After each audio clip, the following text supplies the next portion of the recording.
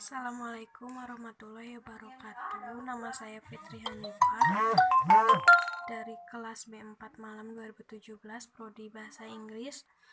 Di sini saya akan menjelaskan tentang manajemen sumber daya manusia beserta tantangan-tantangannya dan praktek-praktek manajemen sumber daya manusia.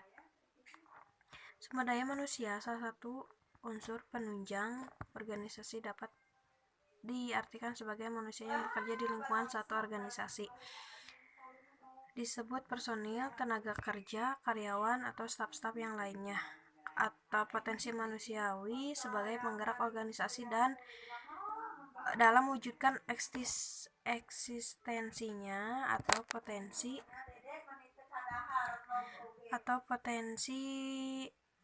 manusia sebagai potensi yang merupakan aset dan berfungsi sebagai modal material dalam organisasi bisnis yang dapat diwujudkan menjadi potensi nyata secara fisik dan non-fisik dalam mewujudkan eksistensinya organisasi.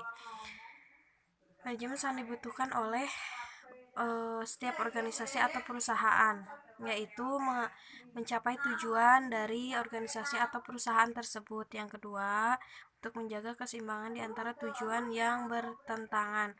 Yang ketiga, untuk mencapai efisiensi dan efektivitas.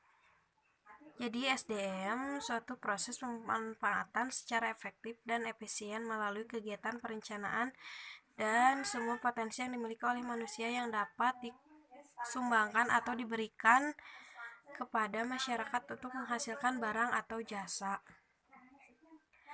Tantangannya ada 3. Tantangan lingkungan, yang kedua tantangan organisasi, dan tantangan individu. Adapun tantangan dari faktor eksternal dan faktor internal. Selanjutnya saya akan menjelaskan tentang praktek manajemen sumber daya manusia.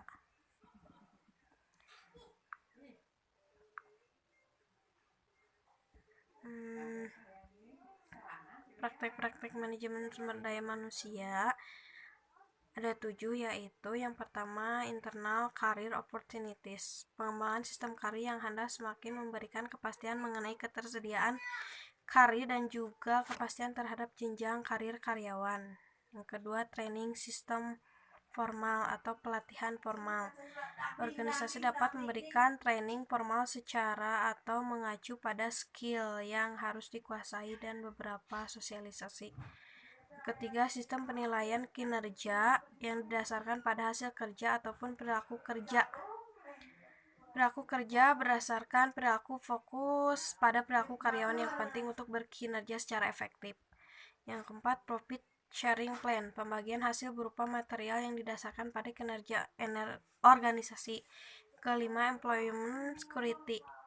Yang keenam, voice mechanism adalah tingkat kepentingan dari suatu jabatan dalam organisasi. Yang ketujuh, job definition, membantu karyawan memahami tugas fungsinya secara baik sehingga dapat dipastikan bahwa karyawan tidak akan melakukan aktivitas pekerjaan yang tidak terkait dengan fungsi dan tugasnya. Terima kasih, sekian. Wassalamualaikum warahmatullahi wabarakatuh.